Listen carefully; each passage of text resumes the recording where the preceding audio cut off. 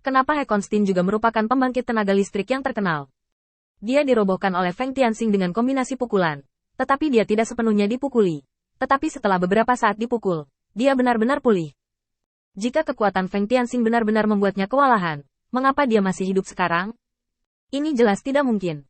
Satu-satunya penjelasan adalah bahwa kekuatan Feng Tianxing tidak banyak mengungguli dia, atau bahkan mengungguli dia.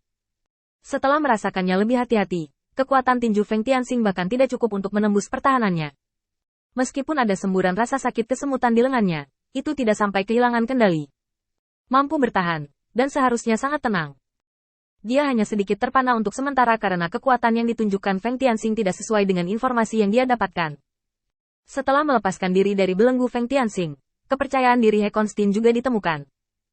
Saat menghadapi Feng Tianxing kali ini, hati He Konstin sudah sangat tenang, dan tidak peduli bagaimana Feng Tianxing berperilaku, dia tidak bisa membuat gelombang di hatinya. Feng Tianxing sedikit mengangguk ketika dia menyesuaikan kondisinya begitu cepat untuk menghadapi musuh yang kuat di depannya.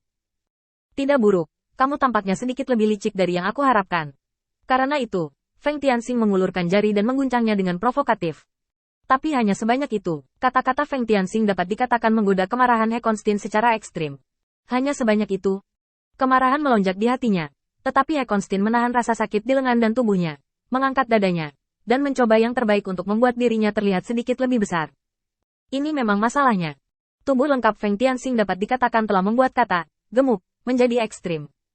Kecuali beberapa bel dan peluit yang digunakan untuk mengeluarkan racun, seluruh tubuhnya sangat ramping. Sebagai perbandingan, setelah He Konstin berdiri tegak, tubuhnya yang kekar, ditambah dengan mata arogan yang menatap Feng Tianxing dengan kepala sedikit tertunduk, langsung menghancurkan aura Feng Tianxing. Kamu bisa mengatakannya lagi jika kamu punya nyali. Jangan mengira ayahmu adalah si tua itu, aku akan takut padamu.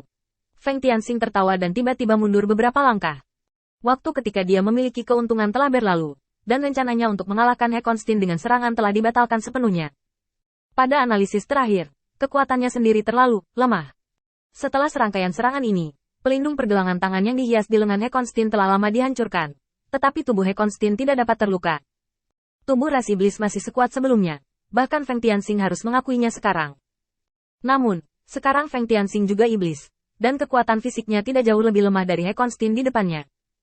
Dia berjongkok sedikit, siap untuk mulai melarikan diri lagi kapan saja. Menurut pendapatku, kenapa kamu tidak mengaku kalah saja, He Konstin? Jika masalah ini terus ditunda, itu hanya akan menjadi semakin tidak menguntungkan bagimu. Pada saat itu, tidak akan sesederhana kehilangan muka, dan kemungkinan besar Anda akan kehilangan muka, hidup. He Konstin mencibir dengan jijik, mengulurkan tangannya untuk merobek pakaian yang tersisa di tubuhnya, dan menamparkan dadanya, membuat suara teredam. Mengaum. Tidak ada lagi kata-kata, tapi raungan naluriah, yang membuat aura He Konstin tiba-tiba meningkat pesat. Saat berikutnya, He Konstin melompat, seperti streamer, bergegas langsung ke Feng Tianxing. Feng Tianxing melihat sudut mulutnya sedikit berkedut, dan buru-buru terbang ke langit.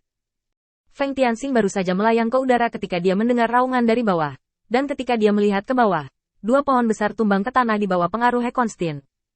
Feng Tianxing melihat lebih dekat dan menghela nafas. Hemlock, bukankah ini pohon yang paling keras? Sangat rentan, atau apakah kekuatan He Konstin terlalu kuat? Hei, kalau begitu, akan sulit untuk menangani pertempuran berikutnya. Ini adalah metode yang sederhana dan kasar dan sangat efektif, yang sangat menahanku. Sementara Feng Tianxing memikirkannya, angin dingin tiba-tiba datang dari belakangnya. Feng Tianxing tiba-tiba mengangkat tanda peringatan dan berbalik dalam sekejap. Dia bahkan tidak sempat melihat apa yang ada di belakangnya, lengannya sudah ada di depannya. Saat berikutnya, dunia di depanku tiba-tiba berubah untuk sementara waktu.